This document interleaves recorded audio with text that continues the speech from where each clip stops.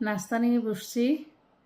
তো উঠেছি অনেক আগেই, ঘুম থেকে উঠেছি সেই 9টার দিকে। আজকে তো স্যাটারডে। তো উঠে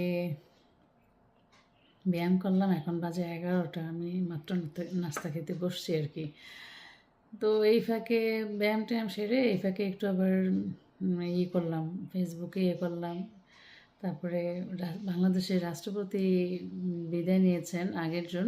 তো সেজন্য একটু নিউজ দেখলাম যে কে হচ্ছেন, একটু জানার আগ্রহ থেকে।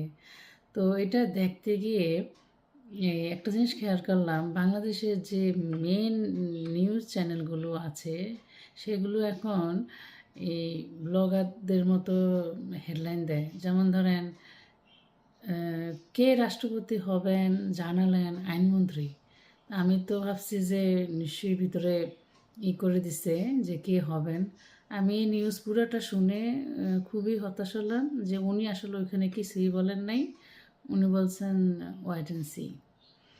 তো মানে শুধু ওই চ্যানেলটা না, প্রত্যেকটা চ্যানেল, শুধু এই রাষ্ট্রপতি নিউজের জন্য না, আমি প্রায় দেখি যে এই চ্যানেলগুলো এখন এইভাবে করে যে অমুকটা দেখেছেন কি না, অমুক হয়েছে কি না, মানে কি যে আহ, একটা যে এই মেন স্ট্রিম যে চ্যানেলগুলো, এগুলি কেন ব্লগারদের মতো হেডলাইন দেয়? মানে এই হেডলাইনগুলো দেয় জন্য যে মানুষ ওটা শুনবে, দেখবে, এরকম আর কি। তো খুব আফসোস লাগে যে মেন চ্যানেলগুলো যদি এরকম হয়ে যায়, মেন সংবাদ।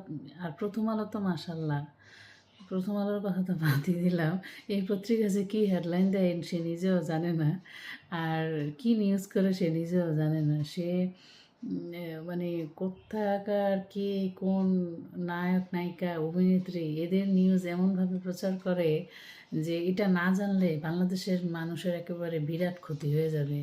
শবনম ফারিয়া এই স্ট্যাটাস দিয়েছে, এটা তারা শেয়ার করে, এটা তারা হেডলাইন করে, বা চিন্তা করেন এদের অবস্থা কোন জায়গায় আর কি। তো সকাল সকাল হাসিও পেলো, খারাপও লাগলো যে এই মেন মেন চ্যানেলের এই অবস্থা। তো আর ব্লগারদেরকে দোষ দিয়ে লাভ কি? আর এই ফেসবুকের এইসব ভিডিওর মানুষদের করে লাভ কি? ইউটিউবেও দেখবেন এরকম বহুত দেয় যে হেডলাইন একটা, ভিতরে নিউজ আর একটা, এমনভাবে দিবে ওই যে সবাই এই বলে আর কি যে আপনার হেডলাইনটা এমন হতে হবে যেন সবাই ক্লিক করে আর কি। তো এই চ্যানেলগুলো এখন এটাই ফলো করতেছে আর কি।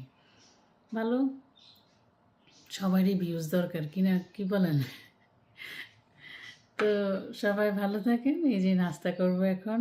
আজকে নাস্তা খুব সিম্পল, ডিম আর রুটি নিয়েছি, এর আগে পিছিয়ে কিছু নেই।